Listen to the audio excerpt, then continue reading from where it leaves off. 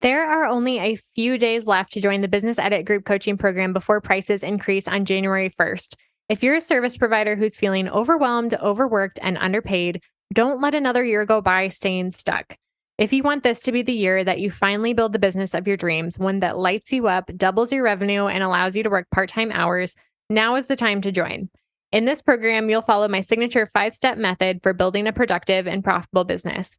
You'll get business minimalist strategy, marketing systems, and productivity roadmaps that are simple to understand and easy to implement, plus 12 months of weekly coaching to help you overcome any road bump that comes up along the way. Let this be the year that you finally hit your revenue goals and create a life first business. Join me inside the Business Edit at www.jadeboyd.co/coaching and get my step-by-step blueprint with everything you need to build your dream business in 2024. Again, the early sign-up pricing ends on December 31st, and the program will officially kick off on January 2nd. So don't wait. If this sounds appealing to you, but you're not sure if it's the right fit, feel free to DM me on Instagram and we can chat. My only goal here is to help you make the right decision for you and your business. And you can find me on Instagram at jadeboyd.co. Now back to the show. I'm still business friends with a lot of people that I cold pitch to. And now I feel like I could just DM them or call them. And so it definitely built out a lot of good relationships. Welcome to the Business Minimalist Podcast, a podcast about redefining productivity for the modern woman in business and finding ways to work smarter, not harder, in business and life. I'm your host, Jade Boyd. I'm an MBA, business strategist, and mentor who helps overwhelmed business owners simplify and scale their service-based businesses with strategy and systems. On this podcast, we'll explore simple ways to earn more while working less. If you're ready to scale your business, bring order to chaos, ditch the busy work, and make space for what really matters, you've come to the right place. Welcome to the Business Minimalist Podcast. Today, I am super excited to introduce you to my friend Dolly DeLong. I've listened to Dolly's podcast for a long time, and I was recently a guest on her podcast as well. So I will link that in the show notes if you want to hear my episode on her show. But Dolly and I realized through our conversation that we have so much in common, and these conversations were just so fun for me. Dolly is the real deal. She knows her stuff, and she is one of the most genuine, caring business owners that I have met. And I'm super excited for you to hear this episode and learn more about her entrepreneurial journey and how you can improve your systems and workflows in your business. And disclaimer, we do talk about her email list and how she grew up by 4,000 subscribers in 5 days. But we got sidetracked and we dug into a lot of good topics before we got to the email list part. And so if you are only listening for that part, you can skip ahead about 30 or 40 minutes. I'll include the exact timestamp in the show notes if you want to look there.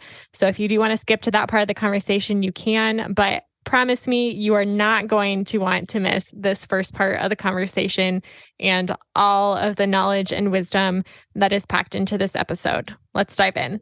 Welcome to the podcast, Dolly. Hey, thank you so much for having me. Absolutely. Why don't you start by introducing yourself and telling the audience a little bit more about what you do?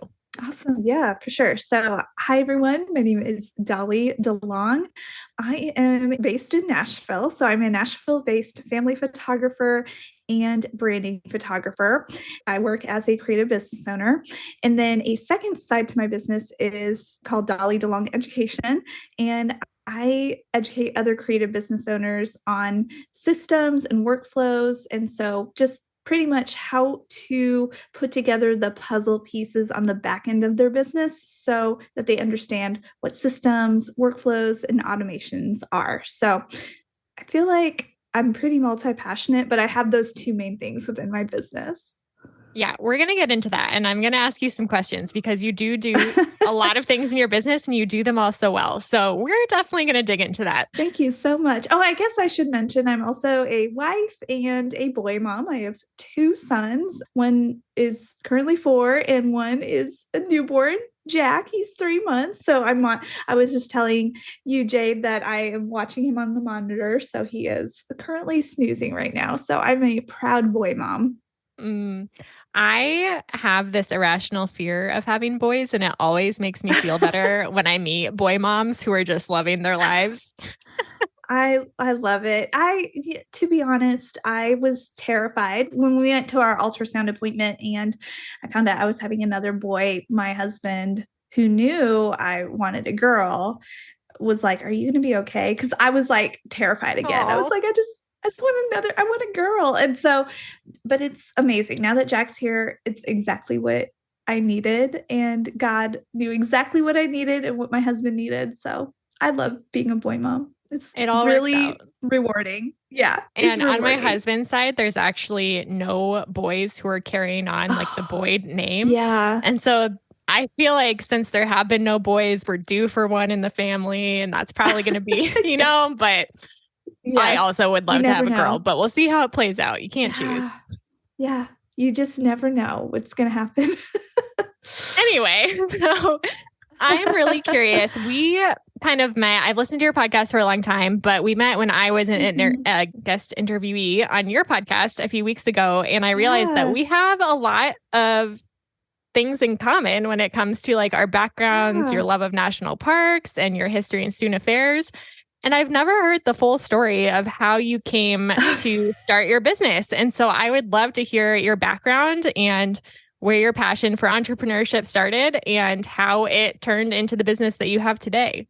Yeah, definitely. So I'll try to keep this very long-winded story very short, give you like the highlight reel. But so I feel really old when I say this, but some may perceive it as old, some may still perceive it as young. So I'll just go with this. I graduated from college in 2007. So that was quite a while back. And I promise this has a point. So when I graduated from college, my grandparents had gifted me with a camera. And so we all know where that's going to lead. Like that started my photography journey. So for those of you who listened in the introduction, I am a family and branding photographer.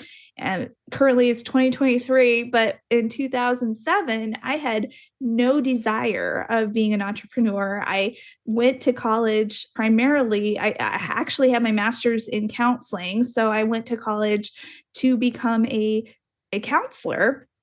And so after I graduated, my grandparents gifted me with a camera, and I was one of the only people on campus at the time. Now, keep in mind, this is 2006, 2007, with a digital camera. Okay. And so I was the go to photographer for all of my friends at the time.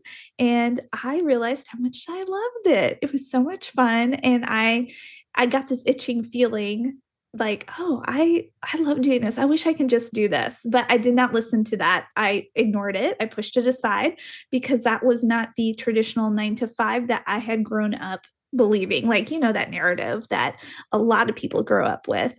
And so I pushed it aside, continued to get my master's in counseling, had a counseling job, but on the side, I was still taking on word of mouth. Friends were sending other referrals to me. I was growing a family photography business without knowing I was growing a family photography business.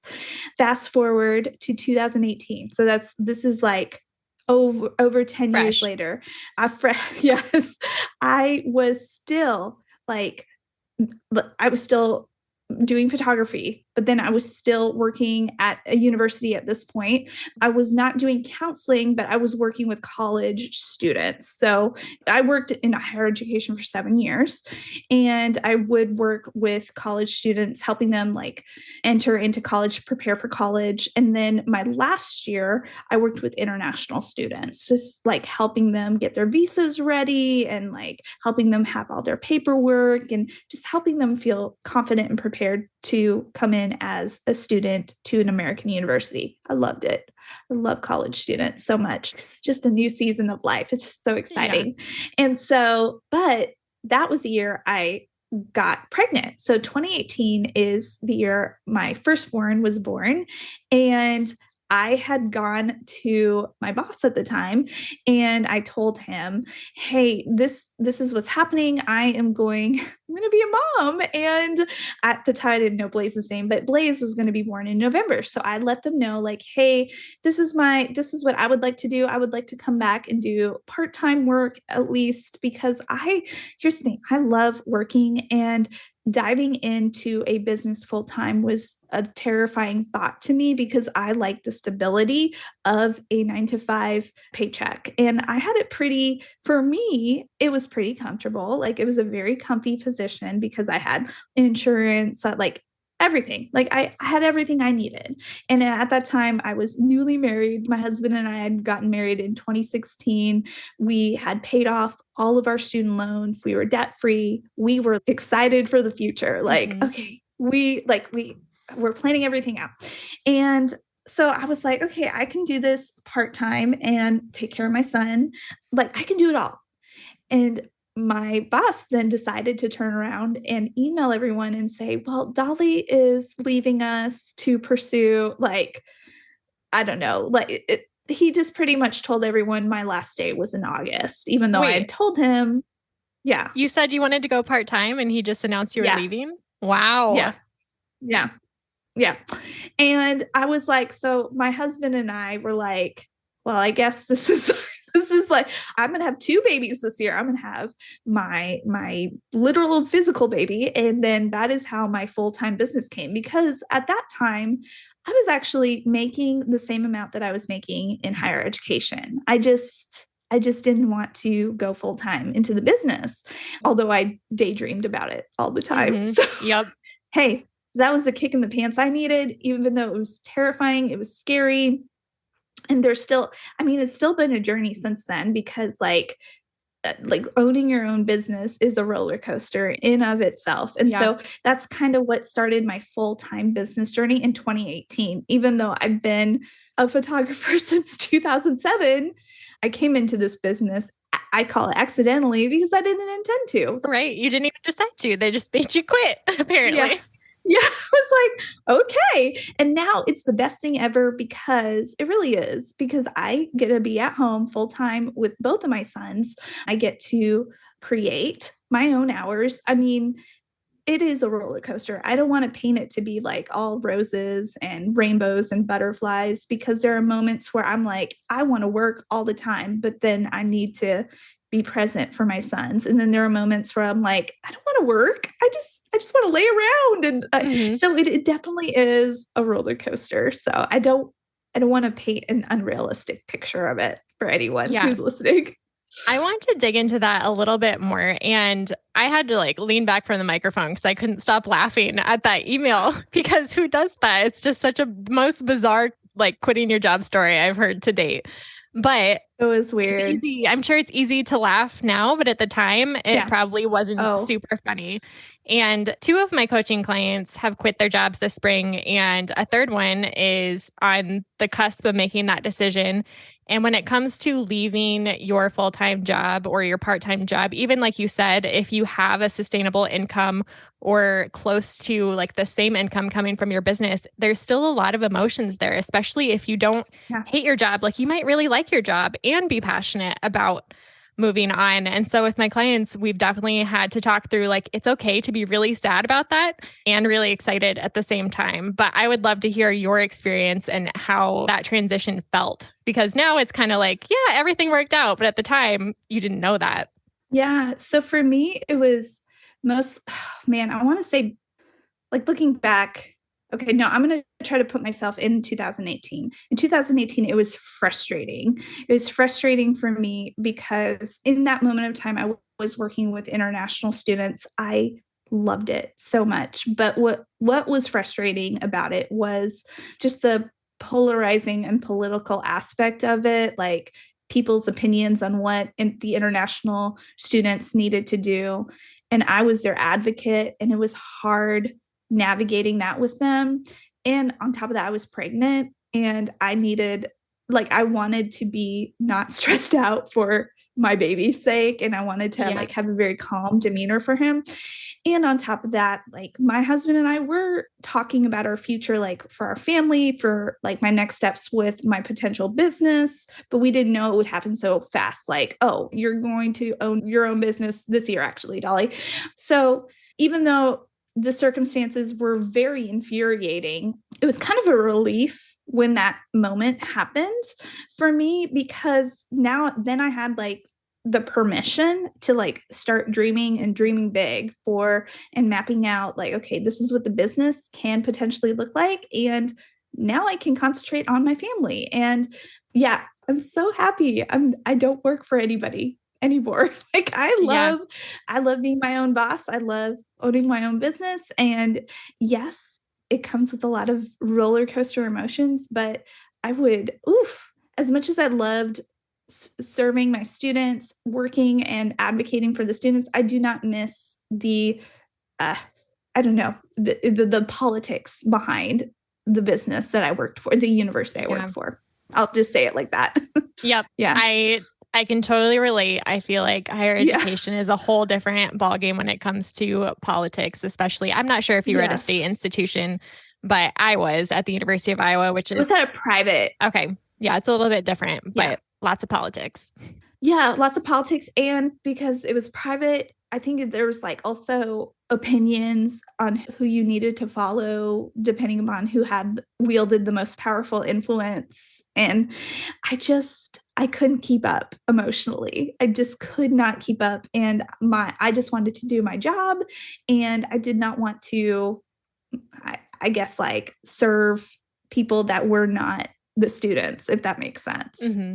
What I think is really interesting about what you said is that it got easier once the decision was made. And I think that's true in so many different areas of life, but also with business. The hardest part is just making the decision. And then after you make the decision, it gets so much easier to figure out what to do next. But the stress and the pressure to just make that decision, especially if it's a big change, that's huge. Yeah, it was very, I'm just so glad 2018 is over with. So yeah. And I'm so glad. But I will share this just like to add more to the drama of the story so that like you can be like, I'm just like, I'm still in shock that this happened. So I left in August of 2018, and that's when I started my full-time business. I was like, okay, this is when Dolly DeLong Photography opens up. And I was still getting calls from people from that office needing help when my son was born in November. People were calling me when I was delivering my son. And I thought they were calling to congratulate me, but no, they were calling me to get help, even though I had like created systems to like offboard and onboard the new person. And they were like they still needed help. And I was like, and my husband actually told me, he's like, just block them because we need to concentrate on our son. Like they need to let you go. Yeah, it's not your responsibility anymore. Yes. But it's hard when you like your coworkers and genuinely want to help. Yes. So I was like, oh man. So talking about systems and workflows, you were obviously the organized one and you had everything put together when you left. But where did your passion for organization, systems, workflows, productivity, when did you realize, like, how far back does that go? And how did you pivot in your business starting out in photography? Yeah. How did you decide to incorporate that into your business? Because I think a lot of people like you are very multi-passionate. And sometimes it's hard to decide what needs to be a hobby or something that's just for me and what should I incorporate into my business. And it's kind of like a fine line. So I'm curious to hear your story.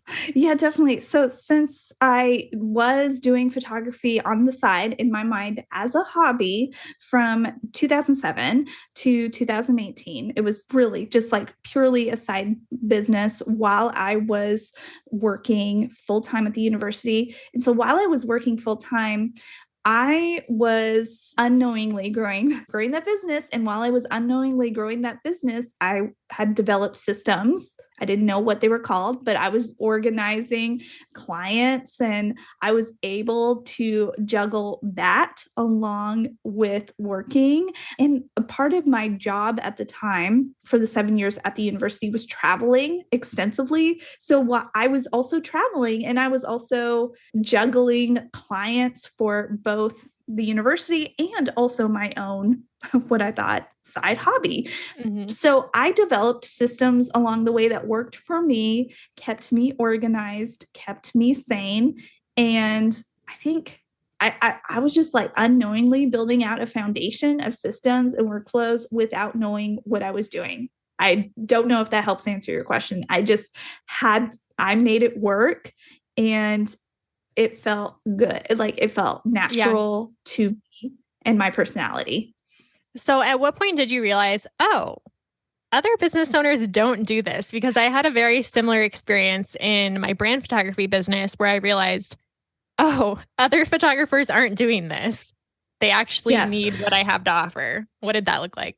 Okay, so the year that clicked for me was 2020, which was a huge year for a lot of people, obviously, for so many reasons. But when I was forced to be at home, not in a negative way, just like I could not go out and do shoots anymore. My income was being cut just because everything was being canceled and all the Hmm. shoots were being canceled. And so while I was staying at home, I started just like getting questions from other photographers. And I was like, how do you stay organized? Like, what do you do for, like, for example, blogging, SEO? Because I get found, a lot of my clients find me via SEO for my family photography business and for branding photography. So I just started sharing like my systems for how I set up SEO and how I blog and how I build out content. And then I started digging more into that strength. Like maybe there's something to this. Maybe you can offer either, I don't know, continued free education or like overall, just dig into the strength, Dolly, because you may have to pivot part of your business to, or like I started thinking I may have to start earning money a different way. Hmm. And because I don't know when I'll be able to meet up with clients one on one again, I just dove into that. I started diving into that strength based off of people reaching out to me, asking me questions, and me being forced to slow down. And that helped me see my strengths because I wasn't doing anything like during my normal office hours. I had to slow down. Slowing down helped me see what my strengths were. Did you see that that part of your business gave you any sort of like competitive advantages as a photographer? Because obviously you have to be good at photography to play the game and get clients. But when you're able to have organization and systems that give a better experience, it does differentiate you. So I'm curious if you noticed that in your own business. I was thinking about this question because I know like you had sent me some questions earlier. I hope this helps answer this in this way. So, you know how I work as a branding photographer too. So, how I tied in strategy with branding photography is this. Since I know that as a systems and workflow educator, I help out with a lot of pre-launches for different clients, and I know a part of launching is either like a program, a digital product, a service, whatever, is needing content visually. And so I was able to transfer that into branding photography and communicate with business owners like, hey, when you use these photos, and I have these all over my website, I have this wording all over my website and also in follow up emails, and also reminding them, hey, when you're planning out your branding photography session, we need to think so much more than just, your typical headshot or you working on a computer or you like smiling at the camera. We will get those shots for you. However, think about how you're going to use these photos in your content library, not just for Instagram, not just for social media, but for email marketing, for, I don't know, any launches you may have. Like they may not necessarily have a digital product launch, but they may have a service that they are wanting to, attract their ideal client for. And so I want them to start thinking strategically through, okay, how am I going to use these images strategically for marketing purposes? So in that way, I like to bridge the strategy of launching workflow systems, SOPs, and then I like to bridge that with the visual content and help them see, okay, this is what you need for your branding session so that they know how to strategically use them and not just like throw it on Instagram once a week. They invested in me, so I want them to use them strategically to truly reach their ideal client. I think that makes a ton of sense for brand photography specifically because there is so much planning and strategy on the front end. You can't just show up and be like, Yeah. all right, we're going to spend 2 hours shooting photos and get Yeah. creative. Yeah. Family sessions, though, I feel like there is an element where, of course, like a client prep guide, but I feel like there's other elements where you can be strategic in getting families the exact images that they want. Do you have special processes that you go through with your family sessions as well? Not really. That was my first type of photography since 2007. And so I have had many iterations of how I market and how I reach out to family photography clients, but I mostly market myself as a milestone family photographer. So that means like maternity, newborn, any important milestone sessions for the family. Like there is a marketing strategy, but there's no me communicating with the families. Okay, this is how you're going to use your photos. Like, because they already know how they want to use their photos. It's normally for like Christmas photos or milestone photos or certain life event photos. So I don't need to communicate with them. Okay, like this is how you should use your photos. It's Right. mostly for business owners who reach out to me. I want to make sure that they know how, like what their next steps are so that they are putting themselves out there Yeah. visually. And I think you can even tie it back to like doing your client questionnaire or something like that. And as a photographer, thinking about what will my clients want to use their photos for? I know some family photographers will do like headshots, individual headshots Mhm. while they're there because why not have a little extra like I don't know, bump to your gallery and an extra way to use your photos and be more satisfied with your experience. But there's other things that families might want specific photos or specific, I'm thinking newborn sessions, like a blanket that was a gift that they want to make sure they use. Those tiny little details make a huge difference. And the photographers who take the time to ask those questions versus the ones that show up and then later they realize, oh, we should have done this, we should have done that. It does make a Oh, difference. okay. Yeah. Okay. So I see what you're saying. Yeah. I do send out a questionnaire to families before every session. And I send personalized videos to them, mostly for the mom to walk her through, like, this is what the experience is going to look like. Let me know what personal touches you want. So I guess there is that video component that I do. I'm sure that your workflow is amazing. Again, it just comes so Oh, naturally to you. You're like, what do you mean? I don't I've really definitely do that. like so I definitely have components of my workflow that involve personalizing videos and making sure to send it over to mom because as a mom myself, I know my client very well and she's a mom and she has young ones and I know she probably needs some extra guidance because as a mom I feel scatterbrained a lot and I feel like I'm all over the place. So sometimes I just need somebody to hold my hand and tell me, okay, this is what you need to do with me, ABCD. Okay, great. Think about these Yep. things and then meet me on this day. Yeah. Yeah. Especially a video that they can like listen to if they're on the go. That makes a lot of sense. Yeah, exactly. Because I don't know any moms that are just going to sit down and read while her children are screaming in the background, and well, mine are at least burning the house down. Like there's no calm. Like I need something really quick to consume, and then I'm on the go with my sons, Yep. especially Blaze. So Yeah, absolutely. That is awesome.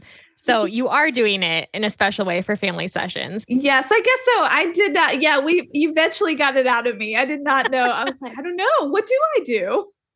So I really want to make sure that we have time to talk about your email Oh list yeah, definitely. and your bundle. Yes. But one last question before we get there. So you mentioned that you are at home full time with your kids and also running Yes. your business. And I didn't realize that you were doing that Mhm. too. So this question Yes. of how do you stay on top of all of these different components of your business and also do what you're doing so well because your content is so great and I feel like you're everywhere. How do you manage it all? I know it's a cliche question, but what are your processes or systems or like favorite tips for staying on top of so many moving parts? Oh man, so many things. I I would say I have to give myself lots of grace and lots of patience because I know I have perfectionist tendencies and I want everything to be perfect. And then I think that's why God gave me boys. So I can like loosen up a little bit and be just like go with the flow, like with life, because my boys are like, yeah, that's not happening, mom.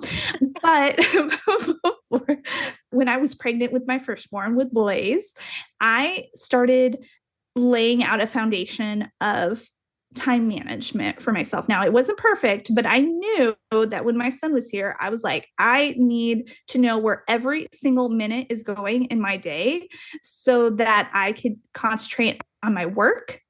And then also so I can like also be a mom. But the first year or so, I'm going to say the first 2 years of Blaze, that was me trying to navigate and figure that out.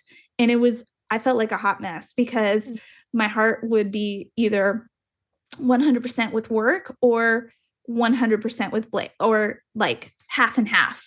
And I felt scattered all the time and frustrated. Mm-hmm. And it made me frustrated at him. And he didn't do anything wrong. He's a baby. He needed help. He needed like compassion and love. And like I was frustrated. I was like, I had that really negative attitude of like, oh, if he would just like go to sleep, I could work. And like my husband had to point that out to me, like, and it was very humbling, very embarrassing.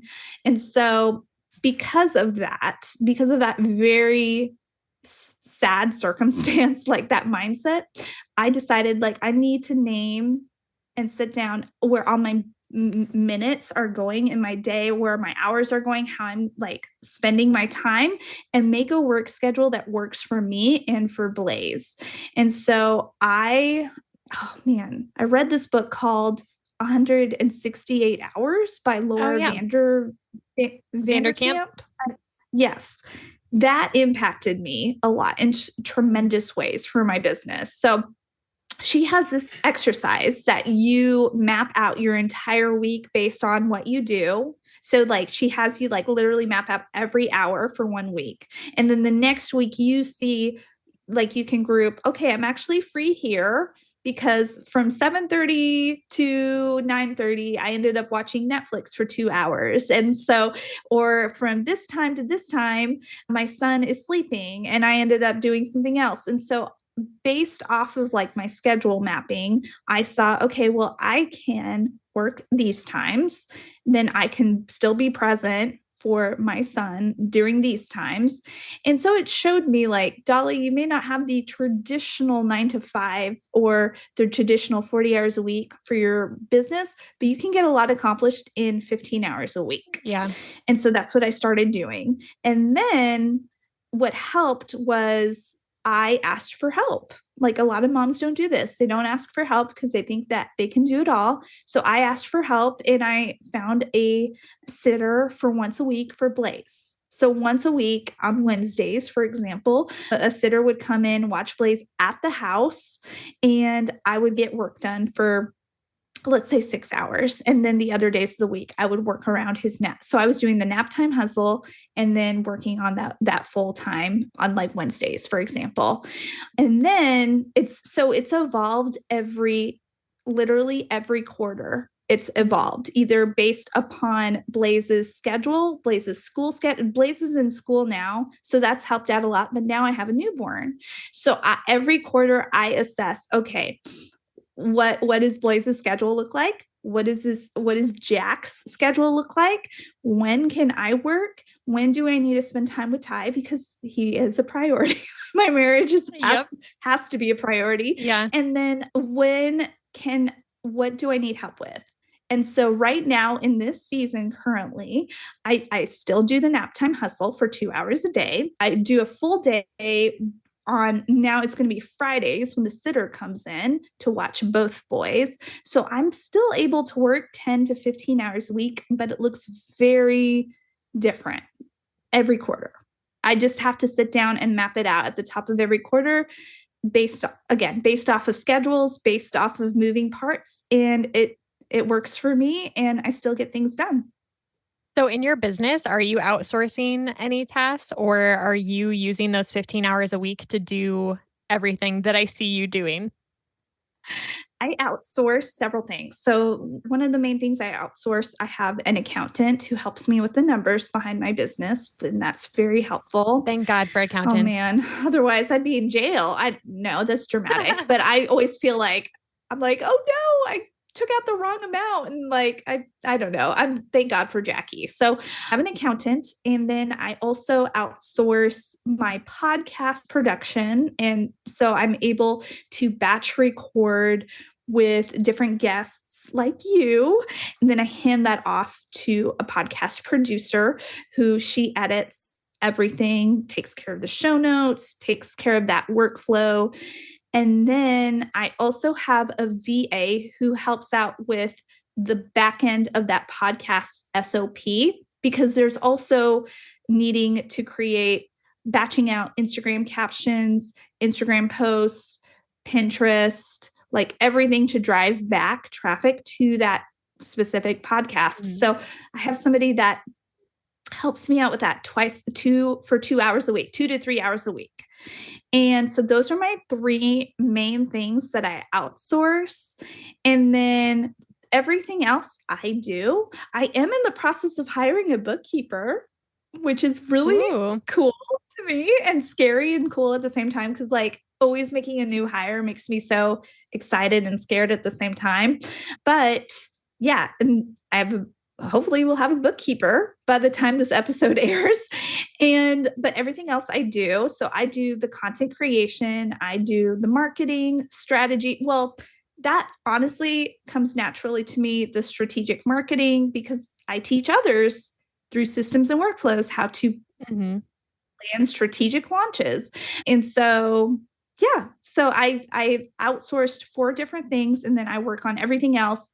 And then I look at my goals for the quarter. I do quarterly planning and I look at my goals for the quarter, what I need to focus on, what my content needs to be, and I map everything out. Like we're going into quarter 2, and this morning and tomorrow, I'm mapping out all of my podcast episodes for the rest of Q2 and how they're all going to lead to specific content with purpose and strategy. And then what lead magnets do I need to attach to that? How to grow my email list during this process. So I am very serious about strategic content planning. And so I usually take like a week. Normally, what would take a person a day who had a full 8-hour day, it normally takes me a week to map that out with 2-hour spurts every day. So Mm. normally 1 week for a quarter, like for the next 90 days, I'm taking 1 week to map out the next quarter. I just did an episode a couple weeks ago on CEO days. So, for anyone who wants to dig more into my process for this, I'm sure that you might have an episode on your process for quarterly planning too, but it's just a few episodes back. But it's good to know that you spread it out because I definitely have the luxury right now of doing mine in one day where I hit a coffee shop Yeah. and crank it out. Yeah, that's great. Another thing I've done in the past was get a hotel for the weekend. And I told my husband, like, you're watching Blaze. Now it's going to be, you're watching the boys. And if I plan ahead, like at least a few months ahead, like it's in his calendar and he has a plan of like what he's going to do with both boys. Or I tell my mother-in-law, hey, like, will you help out? And she's like always excited to help out with the boys. And so I will go and get a hotel overnight and I will like map everything out if I want like 8 hours of uninterrupted time. I think it's really inspiring to hear what your behind the scenes looks like and to even hear that you work 15 hours ish a week right now. Because in this season that I'm in, we're not trying to have kids, but we're like thinking about having kids soon. And as a business owner, I feel like I struggle in this season of my life a lot with not knowing, like, after I have a baby, what is my business going to look like? Will I want to have them home all the time? Will I need to get childcare? And I think as somebody as obsessed with productivity as I am, I'm really inspired by moms who are like, yeah, I get it all done in 15 hours. And I feel like it's almost like giving yourself a deadline. And when you have that much time to get it done, somehow you just get it done. You just get it done. And it's not like perfect, but it's done. And like you Mm-hmm. you can polish it and put it out there. Yep. I'm working on cranking out B plus work. As a perfectionist, that's always been hard for me. So I'm sure it'll push me too. It's very hard. It's very, very hard. But I'm really trying to hone in, like, what are my main money makers?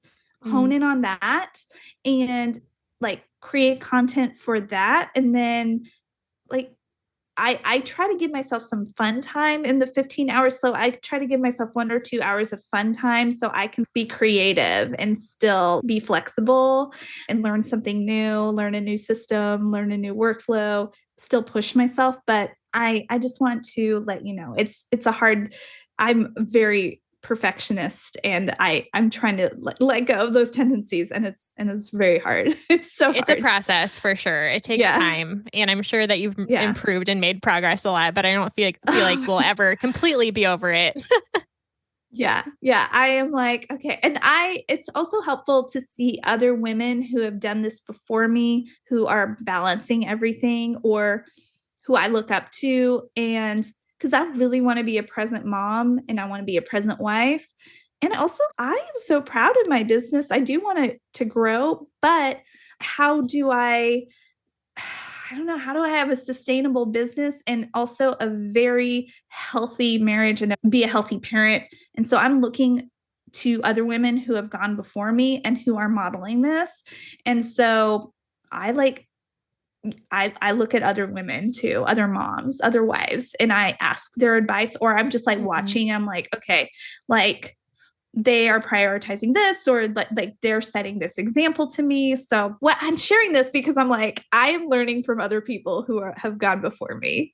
Yeah, I was actually at a panel on parenthood. Our church did like a panel on parenting after service a few weeks ago. And on the panel, there was one mother who was a reader, and she had curated all of these great parenting resources and was suggesting all these books. And then the mom right next to her is like, those are great resources, but just so everyone knows, I've never read a book about parenting. I've just asked people who've done it. And I think that's a really comforting idea, even for business owners. Like, you don't have to read all the books. There's such valuable knowledge and wisdom from people who've just done it and going to the source and asking. It's true. It's true. I'm glad you mentioned the whole, like, you being a part of a panel at your church. I mean, I feel comfortable enough to share this. Like, a lot of, I don't know, my guidance has to come from God. Like I look to him for my wisdom source.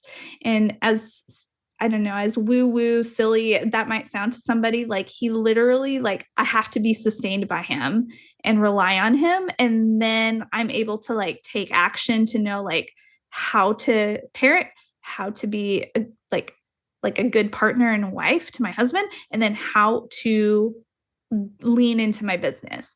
Because when I stop focusing on God, again, I'm not trying to make this into a devotional. So I promise the listeners who are like, oh my, is she going to like lead us to the water and baptize us? No, but I have to be sustained by God. And he has led me through many ups and downs in my business, and he's closed a lot of doors. And I'm just had to trust him.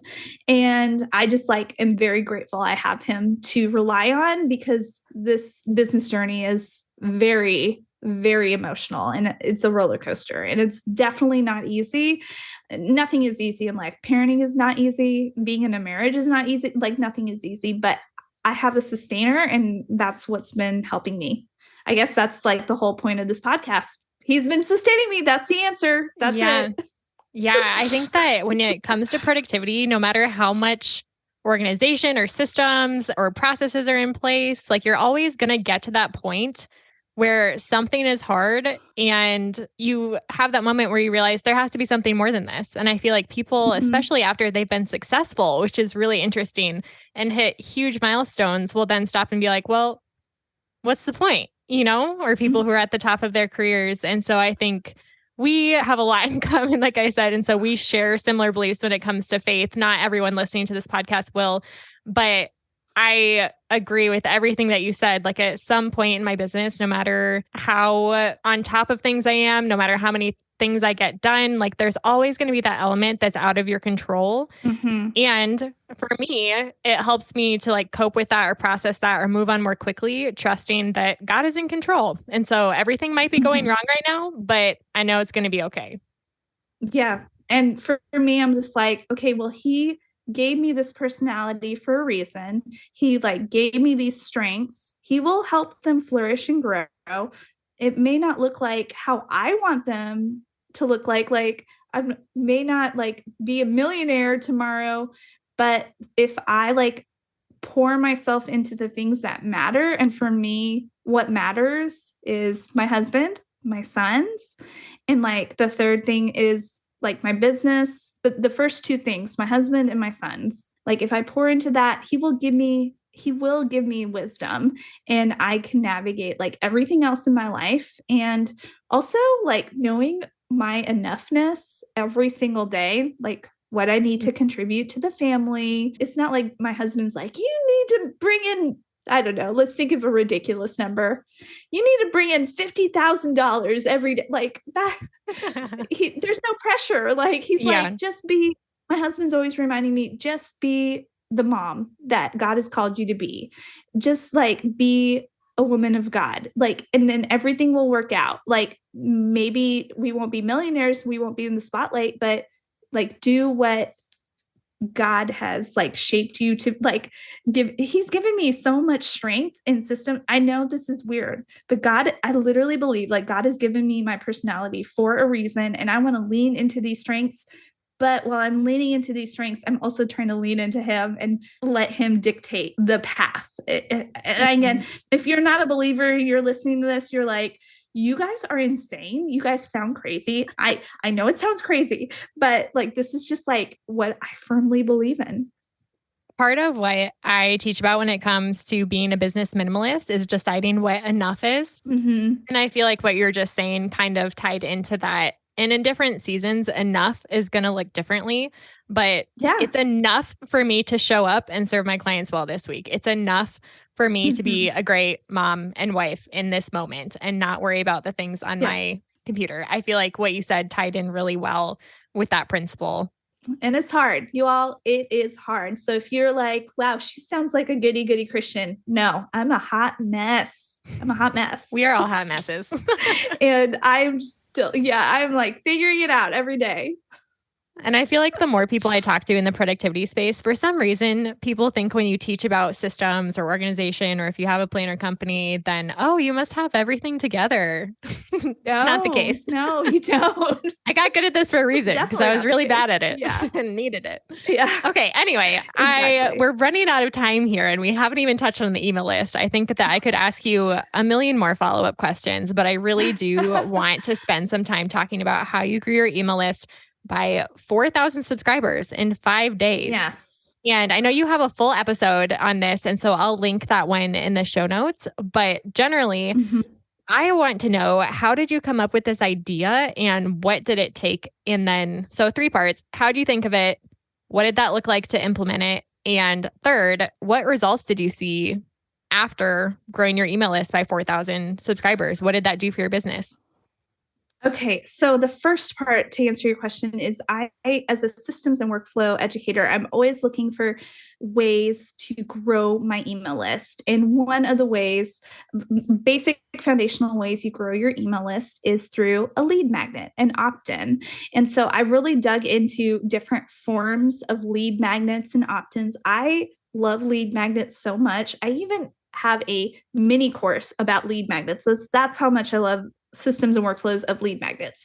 Well, as I was like doing that, and has been over the course of 3 years, just like learning about lead magnets, learning different ways to grow your email list organically, because I don't have a big marketing budget for Facebook ads or Instagram ads or anything like that. So I'm in it for the long game. I know what my offers are. I know like who I want to serve. So I'm in it for the long game. I'm looking ahead. I'm trying to like lay a good foundation slowly over time. So one of the ways I learned was, it's not self-taught. I learned it from another podcast. I listened to Do the Brave Thing by Kate Doster.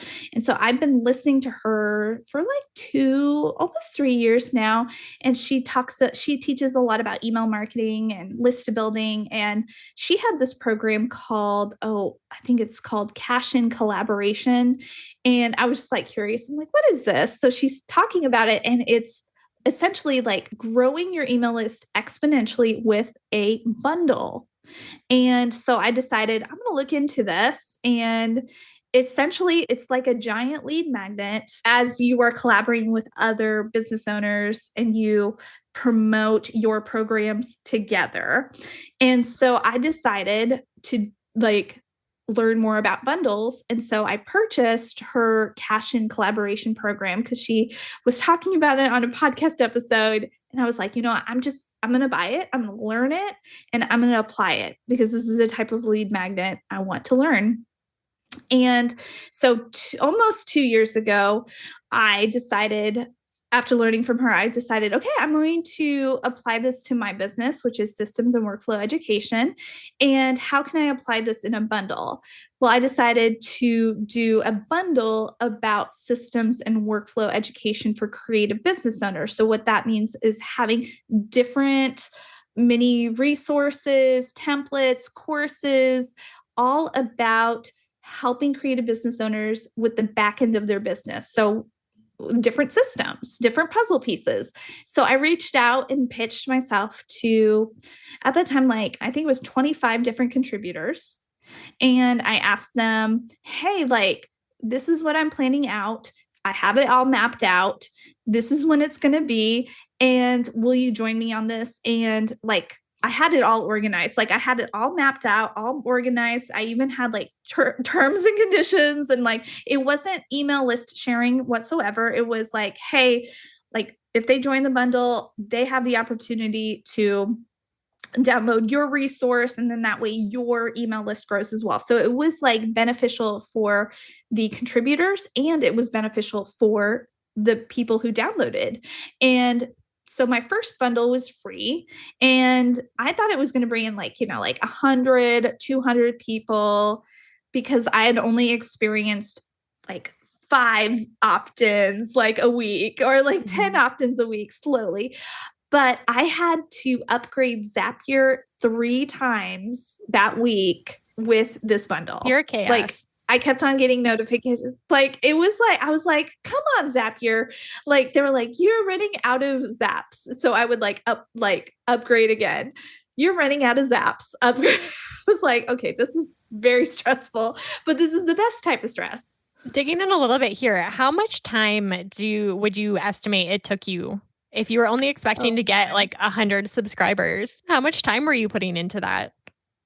So planning out that bundle, that first bundle, since it was my very first time, I purchased it in fall of 2021 so fall of 2021, I purchased it in September and started implementing it right away. And then I decided this is going to be in January of 2022.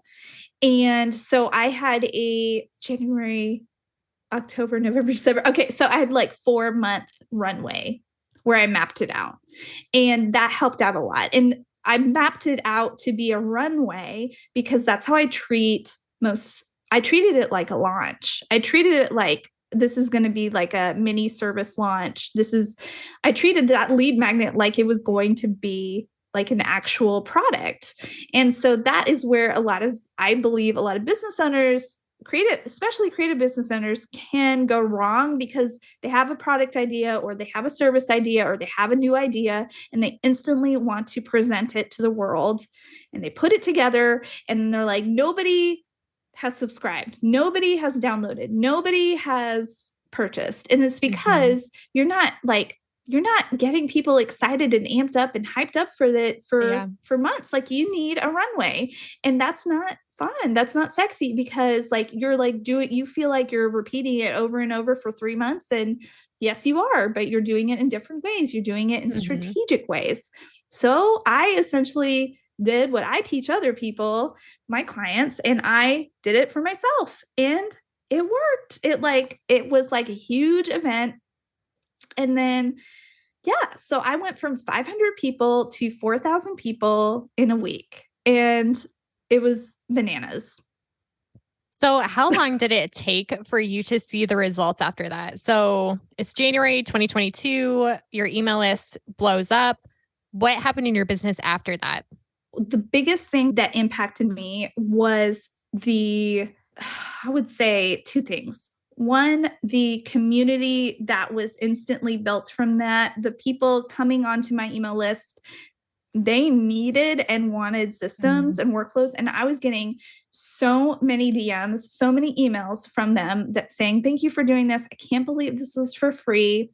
I cannot believe that somebody would do this. Like, thank you so much. I have benefited so much. So I was getting like voice of customer, and I was getting social proof, and I was getting kind of like more of a confidence boost, or more of, what's the word I'm looking for? What's phrase I'm looking for? I was getting more proof that this is something that I need to dig into even more, like how to teach systems and workflows, like different aspects of it with other collaboration way to help more impact more, because I couldn't do it alone. And so one, and then two, the contributor, the relationships I built from that is still growing to this day. Like, it's been over a year, and I'm still like business friends with a lot of people that I cold pitched to. And now like I feel like I could just like DM them, or some of them call them. And so it's definitely built out a lot of good relationships, especially in the online space. And that has given me momentum and to have more confidence in podcasting. It's given me more content for podcasting, more purpose.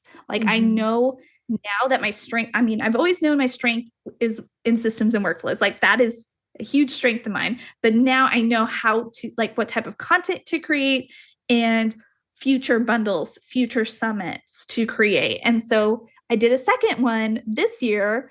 And this time, because I was getting so much customer feedback saying to me last year, you should have, like, I would have paid for this. Like, several people told me I would have paid for this. A lot of value. Okay, I will make this a paid bundle. And so there was a difference. Like, last year's was completely free. And I think that's why it was that huge growth of 4,000 subscribers right away. And this year, since it was paid, it kind of acted like a gate, like you have to pay to get the bundle. But still, over the course of 5 days, I grew my email list by about 240 people, but generated $28,000. And some of it was affiliates and all that stuff. But I still, like, it was great. It was life-changing for me, like impact changing. And so that iterated a third like option for the system. And I call it the Systems and Workflow Magic bundle. And now I'm creating a Systems and Workflow Magic summit. And so I try to do new iterations of Systems and Workflow Magic every year. And so I just want to impact people to know like how to incorporate systems and workflows into their business. It's easy. It can be fun. Just do one system at a time, and it can like streamline your business and make really good impact. What really surprised me about what you said about your bundle is that those email subscribers, some of them definitely opted out, but yes, you mentioned on your episode, you were surprised by how many of them stayed on your list because your lead generator was so closely aligned to what you do. Your content is so relevant to what they obviously needed in their business. And I think people consider giveaways and think, well, whatever, they're not going to stay on my list, or they just want the free thing and then they're going to leave. But I think what's so strategic about doing a bundle and packaging it the way that you did, so that it was a very specific topic, was just so strategic. And it's not that they opted out. They're still on your list. And I am so still blown away because like those subscribers are now like a part of my community, and they like respond back to my emails when I do my email marketing newsletter every week. And I don't know, I just like, I just really love the community that I've built out, and I let them know what's happening in my life. Like there are several people that let me know how happy they are for Jack and for Blaze, and they're like, if we Oh, lived closer, we would babysit. Like they're just oh like my gosh. they're just so sweet. They're so sweet. And so it makes me want to pour even more content, like helpful content for them to help their businesses. They are being word of mouth for me. They're sending people over to my other lead magnets and to bring it to grow my email list. And so again, like I'm in it for the long game. Like I want to build out a community and I want to help. I want to help people see the power of systems and workflows. And also like I'm really good at connecting like with collaborations. I have connected a lot of different contributors together to work together who didn't know each other before. And so I'm just really trying to lean into what I'm strong at and what I'm good at. And it's fun. It is a lot of fun. Yeah. And I think when your focus is just on serving people, you can't go wrong because what is business if not giving value to somebody? And if you're finding what Mm-hmm. is valuable and offering it and doing something that you really like doing and you're good at, what a sustainable way to grow a business without burning out. But also, Yeah. I want to talk about low ticket offers because I think a lot of creatives Mm-hmm. who have higher ticket services, they think about the numbers when it comes to creating low ticket offers, like how much would I sell it for and how many people would actually buy that. But yes, you should make money off of your offers. But I do think having low ticket offers in your business also opens so many doors, like you said, to get people in your audience and to collaborate with other business owners. My organize your business ClickUp template, that is what I use every time I've been asked to collaborate with other people. And it has opened a lot of doors, Yes. even if it's definitely not the most profitable or financially like highest revenue stream, but opening doors is also super valuable. So thinking about the two-sided approach to growing your business and playing the long game. Those relationships might not convert and you might not get 10 referrals tomorrow, but if it's a long-term relationship that you nurture, it's totally worth it. Yeah. And you like have to remind yourself as a business owner, which I'm sure you do this, like, these are people, these are humans, and they're not just like there to like line your pocketbook. Yes, like you need to get paid to run your business, to have a sustainable business, but still these are humans and you need to respect them and humanize them and treat them like people. And people will notice, like people have that like good sense, just like kids have good like sense. I don't know, like I've noticed this about kids since having kids, like they know what type of they know when something's up or they know what type of Mhm. questions to ask. But and then I think with business, online business, like it's the same way. People know when you're like trying to get them like to do something in action for your benefit versus they know when you're being genuine. And yeah, they know like you sell things, but at the same time they know that you're a decent human and you are treating them like a human, so they appreciate that. And so I don't know, just like you have to remind yourself, like at the end of the day, let's treat all these people like people and Yeah. not like a dollar sign. Mic drop moment right there. And we are over time, and I want to make sure we finish before nap time is over. So Oh, why it's don't okay. He has a whole hour before he wakes up. So we're good Oh, to go. good. Oh, We can go good. for 10. No, we can go for one more hour. I'm just kidding. But So, why don't we wrap up with if you could give creative business owners one piece of advice when it comes to systems and workflows, what would it be? ooh, goodness. Oh, there's okay. If you are just now starting out with systems and workflows and you're like, I don't know where to start out, I don't know how to begin, it's overwhelming. Okay, map out. This is what I have people do. Map out your most offered service. So if you're a service-based business owner or if you have a digital product or whatever, let's say you're a service-based business owner, what does that client journey with you look like from start all the way to finish? and write it out and map it out. And it's not a fun task to do because like literally everything is living in your brain and you're doing it on autopilot. It needs to get out on paper and it needs to go in an SOP, standard operating procedure. And so like, what are the things that you are doing, like literally from top to bottom? Like, how are you attracting them? Like top of funnel, like what's your marketing? Okay, what content pieces are you creating to market? Like literally, I want you to map everything out, every single step. So when they reach out to you, what happens? Okay, when they fill out your contact form, what's the order of events? Okay, when like literally step by step by step by step. And then you have that out. And then I want you then to either put that in a project management tool, kind of like Asana or Trello or ClickUp, whatever, a Google Doc, like whatever. And then you have your standard operating procedure for that service. And it can be consistent for every single client who interacts with you, because I guarantee you, if it lives in your head and you don't have a SOP nailed out for a service, your customer service is going to be inconsistent. And it's going to, like, some people are going to feel awesome working with you. And then other people are going to be like, this person is scattered. Like, it's like they're doing things last minute for me because they realized that they had to do this. And they're going to be stressed out because they hired you. So get it all out and make sure you are treating every customer the same and giving them the same client journey. Because when you do that, you are surprising them and delighting them. And then they are going to be your word of mouth for future marketing and future referrals. Like, if you don't believe me, I say, go ahead and try it, map it out, give it like a good quarter of like testing this out. And you will see that it works. Like, this process works. I wholeheartedly agree. And I just don't want to skip over the importance of this, because what I've noticed with my coaching clients is that they want to jump to the software first and try to figure out how to start putting things in Dubsado or Honeybook. And that is not the first step. The first step is to map it out and then pick your software later, because it might not be the best software for your workflow just because another photographer or designer is using it. So great advice. Exactly. So where can people find you after the podcast to connect with you, to hop on your podcast, to make sure they're not missing out on any announcements about the summit? Where are all the places? Yeah.